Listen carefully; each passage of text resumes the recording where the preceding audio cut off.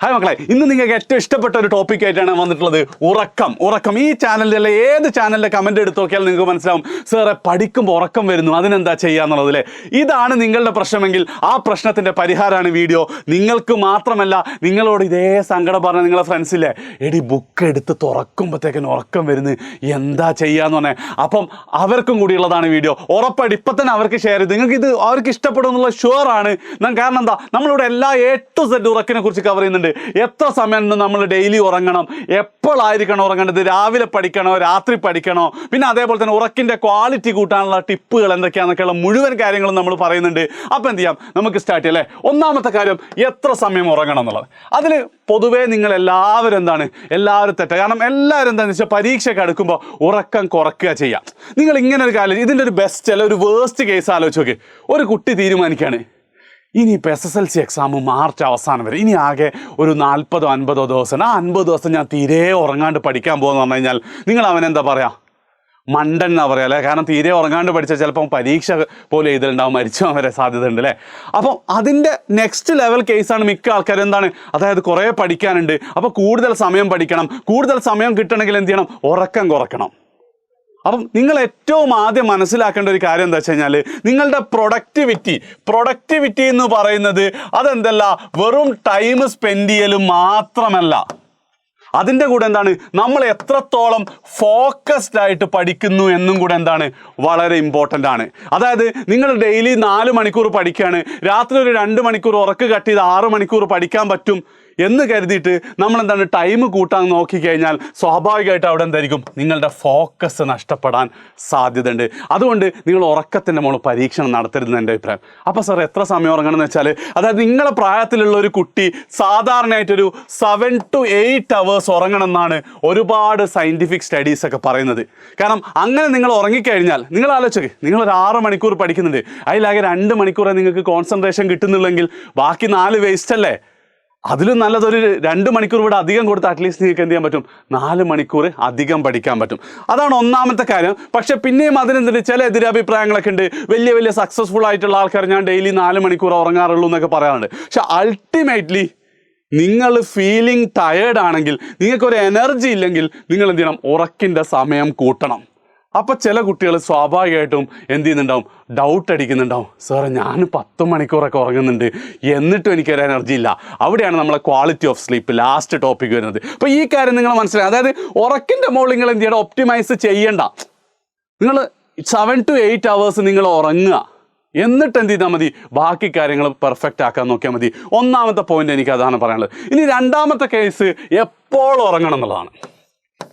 അത് ചില കുട്ടികൾക്കൊക്കെ രാത്രി 10 മണിക്ക് പുസ്തകമൊക്കെ അടിച്ച് വെച്ച് രാവിലെ എഴുന്നേറ്റ് പഠിക്കുന്ന ആൾക്കാരുണ്ടാവും. അതേപോലെ തന്നെ വേറെ കുറച്ച് ആൾക്കാരെന്തായിരിക്കും, അവർ രാത്രി ഒരു 12-1 മണി വരെയൊക്കെ പഠിച്ചിട്ട് രാവിലെ 8 മണിക്കൊക്കെ എഴുന്നേൽക്കുന്ന ആൾക്കാരുണ്ടാവും. ഇത് രണ്ടിൽ ഏതാ ശരിയെന്ന് തോന്നിക്കഴിഞ്ഞാൽ രണ്ടിനും വലിയ പ്രശ്നങ്ങളൊന്നുമില്ല. കാരണം ഞാനൊക്കെ NIT എത്തുന്നത് വരെ ഞാൻ വിചാരിച്ചത് രാത്രി 10 മണിക്ക് ശേഷം ഉറങ്ങുന്ന ആൾക്കാരൊക്കെ അല്ലെങ്കിൽ എഴുന്നേറ്റിരിക്കുന്ന ആൾക്കാരൊക്കെ നാശത്തിലേക്കാണ് പോക്കുന്നൊക്കെ ആയിരുന്നു. പക്ഷെ NIT എത്തിയപ്പോഴാണ് ചില കുട്ടികൾ 2 മണി വരെയൊക്കെ ഇരുന്ന് പഠിക്കും, രാവിലെ ക്ലാസ് പോകുന്നതിന് തൊട്ട് മുന്നേ എഴുന്നേക്കുള്ളൂ. അപ്പോൾ അങ്ങനത്തെ ആൾക്കാർ നല്ല സ്കോറും വാങ്ങിയിട്ടുണ്ടായിരുന്നു. സ്റ്റഡീസിലൊക്കെ അങ്ങനെ ഒരു പ്രശ്നമില്ല. പക്ഷെ എന്നാലും വിദ്യാർത്ഥികളാകുമ്പം നിങ്ങൾ ശ്രദ്ധിക്കേണ്ട 2 കാര്യങ്ങളുണ്ട്. ഒന്നാമത്തെ കാര്യം എന്ന് വെച്ച് കഴിഞ്ഞാൽ, നിങ്ങൾ ലേറ്റ് നൈറ്റ് പഠിക്കുന്ന സമയത്ത് മിക്കവാറും എന്താണ്, ഒരു 12 മണിയൊക്കെ ആകുമ്പോൾ നിങ്ങളെല്ലാവരും ഉറങ്ങും. ആ സമയത്ത് നമ്മൾ ഒരു ബ്രേക്ക് എടുത്ത് എന്തെങ്കിലും ഒരു ചായ ഉണ്ടാക്കാം.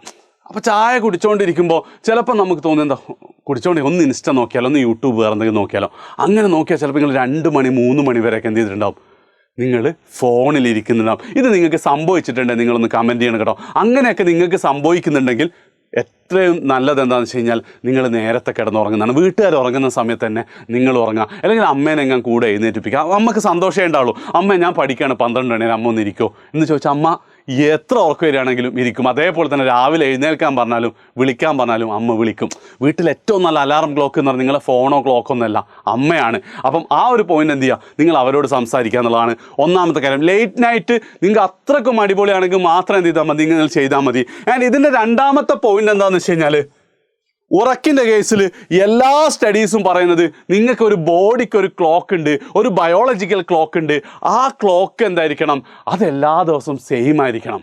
അതായത് നിങ്ങൾക്ക് വെരി റെയർ കേസ്, കുടുംബത്തിലൊരു കല്യാണം അല്ലെങ്കിൽ ട്രിപ്പ് അങ്ങനത്തെ അല്ലാത്ത കേസുകളിൽ നിങ്ങൾ ഒരേ സമയത്ത് കിടന്നുറങ്ങി ഒരേ സമയത്ത് എഴുന്നേക്കണം.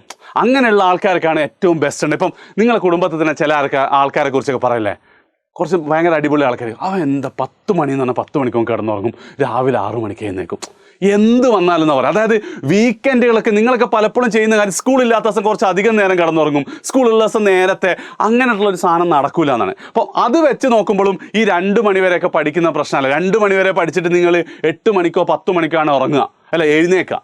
അപ്പോൾ ആ സമയത്ത് നിങ്ങൾ സ്കൂളിൽ പോകുന്ന ദിവസം ചിലപ്പോൾ നിങ്ങൾ 6 മണിക്ക് എഴുതുന്നത്, അപ്പോൾ ആകെ താളം തെറ്റും. അതിനേക്കാൾ നല്ലത് മാക്സിമം നിങ്ങൾ എന്ത് ചെയ്യുക, ഒരു 12 AM വരെ, 12 മണി വരെ നിങ്ങൾ പഠിക്കുക.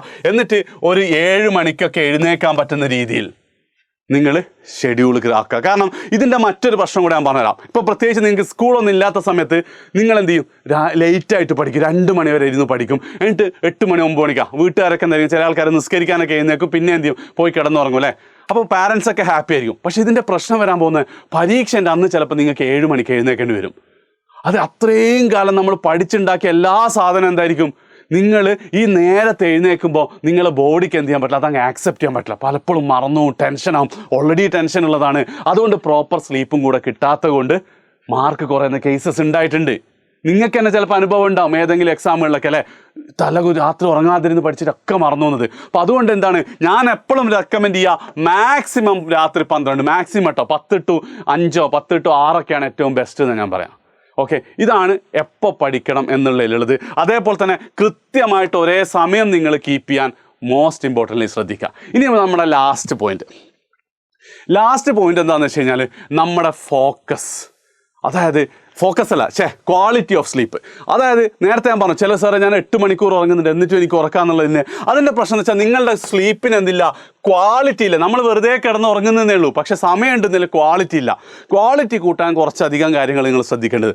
ഒന്നാമത്തെ കാര്യം എന്ന് പറയുന്നത്, നിങ്ങൾ ഉറങ്ങുന്നതിൻ്റെ മിനിമം 1 hour മുന്നെങ്കിലും എന്ത് ചെയ്യുക, നിങ്ങളുടെ സ്ക്രീന് ഒഴിവാക്കുക, മൊബൈൽ ഡിവൈസസ് ഉപയോഗിക്കുക. നിങ്ങൾ എത്ര ആൾക്കാർ ഉറങ്ങാൻ കിടക്കുമ്പോൾ ഫോണും നോക്കി കിടന്നുറങ്ങുന്നുണ്ട്. അങ്ങനെയുള്ള കുട്ടികൾക്കൊന്നും എന്തില്ല, ക്വാളിറ്റി സ്ലീപ്പ് അല്ലെ ഡീപ്പ് സ്ലീപ്പ് കിട്ടൂല. കാര്യം ഇത്രയേ ഉള്ളൂ. അതായത് രാത്രിയാകുമ്പോൾ നമ്മളെ ശരീരം ചില ഹോർമോണുകളൊക്കെ റിലീസ് ചെയ്യുന്നുണ്ട്. അതാണ് നമ്മളെ ഉറങ്ങാൻ പ്രേരിപ്പിക്കുന്ന, ഉറക്ക് വരുത്തുന്ന സാധനം. അപ്പോൾ നമ്മൾ ഈ ഫോൺ നോക്കുമ്പോൾ അതിൽ നിന്നുള്ള ബ്ലൂ ലൈറ്റ് എമിറ്റ് ചെയ്യുകയാണെങ്കിൽ നമ്മളെ ബ്രെയിന് കരുതുന്നത് ഇതിപ്പോഴും പകലാന്നാണ്. അപ്പോൾ നിങ്ങൾ കിടന്നാലും എന്തായിരിക്കും, നമുക്ക് ആ ഡീപ്പ് സ്ലീപ്പ് കിട്ടാൻ ഒത്തിരി സമയം എടുക്കാൻ സാധ്യതയുണ്ട്. ഒന്നാമത്തെ കാര്യം നിങ്ങൾ ശ്രദ്ധിക്കേണ്ട അതാണ്. ഇനി രണ്ടാമത്തെ കാര്യം വരുന്നത് എന്താ വെച്ച് കഴിഞ്ഞാൽ, നിങ്ങളെ ഫുഡ് ഹാബിറ്റ്സ്.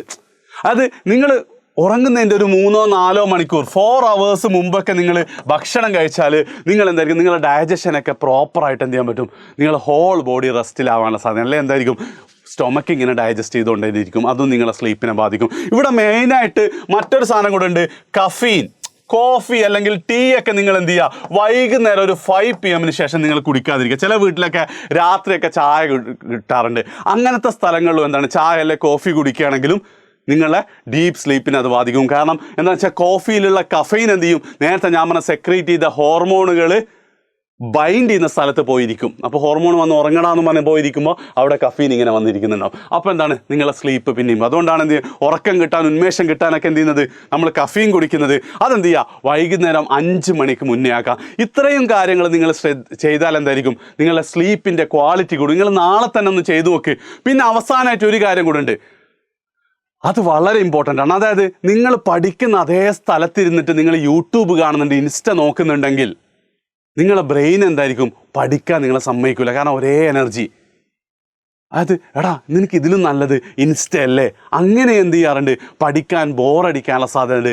അങ്ങനെ ഒരു പ്രശ്നം നിങ്ങൾക്കുണ്ട്. പഠിക്കുമ്പോൾ ഇൻസ്റ്റ നോക്കാൻ തോന്നുന്നുണ്ട്, റീല് കാണാൻ തോന്നുന്നുണ്ടെങ്കിൽ ഉടനെ കമൻറ്റ് ചെയ്യുക. അടുത്ത വീഡിയോ അതായിരിക്കും എങ്ങനെ ഫോൺ അഡിക്ഷൻ മാറ്റാന്നുള്ളത്. ഈ വീഡിയോ ഇഷ്ടപ്പെട്ടിട്ടുണ്ടെങ്കിൽ വേഗം ഫ്രണ്ട്സിന് ഷെയർ ചെയ്യുക. 3 കാര്യങ്ങളാണ് നമ്മൾ പറഞ്ഞത്. 7 to 8 മണിക്കൂർ ഉറങ്ങിക്കൊണ്ടുള്ള ഒപ്റ്റിമൈസേഷൻ ചെയ്താൽ മതി. അതേപോലെ തന്നെ എന്താണ്, 12 PM മുന്നേ ഉറങ്ങുക, 12 AM മുന്നേ ഉറങ്ങുക. ആൻഡ് കൃത്യം ഒരു സമയത്ത് എപ്പോഴാണ് നിങ്ങൾ ഉറങ്ങുന്നെങ്കിലും ഒരേ സമയം കീപ്പ് ചെയ്യുക. ക്വാളിറ്റി ഓഫ് സ്ലീപ്പിന് വേണ്ടി 3 കാര്യങ്ങൾ: 1 മണിക്കൂർ മുമ്പ് സ്ക്രീൻ ഒഴിവാക്കുക, 4 മണിക്കൂർ മുമ്പ് ഫുഡ് ഒഴിവാക്കുക, ആൻഡ് വൈകുന്നേരം 5 മണിക്ക് ശേഷം കഫീൻ, കോഫിയോ ചായ കുടിക്കാതിരിക്കുക. പെപ്സി ഒന്നും ഉപയോഗിക്കരുത് കേട്ടോ, അത് നിങ്ങൾ സ്ഥിരം കുടിക്കാത്തായിരിക്കും എന്ന് കരുതുന്നു. ഇങ്ങനെ ചെയ്താൽ ക്വാളിറ്റി ഓഫ് സ്ലീപ്പ് കിട്ടും. ക്വാളിറ്റി ഓഫ് സ്ലീപ്പ് കൂടുതൽ ഫോക്കസ് കിട്ടും. കൂടുതൽ ഫോക്കസ് കൂടുതൽ മാർക്കിലേക്കും കൂടുതൽ A+ലേക്ക് എത്തിക്കും. അപ്പം ഫ്രണ്ട്സിന് ഷെയർ ചെയ്യുക. മറ്റേ കാര്യം മറക്കണ്ട. സ്ക്രീൻ ടൈം അല്ല ഫോൺ അഡിക്ഷൻ പ്രശ്നം ഉണ്ടെങ്കിൽ കമൻറ്റ് ചെയ്യാം. ബൈ.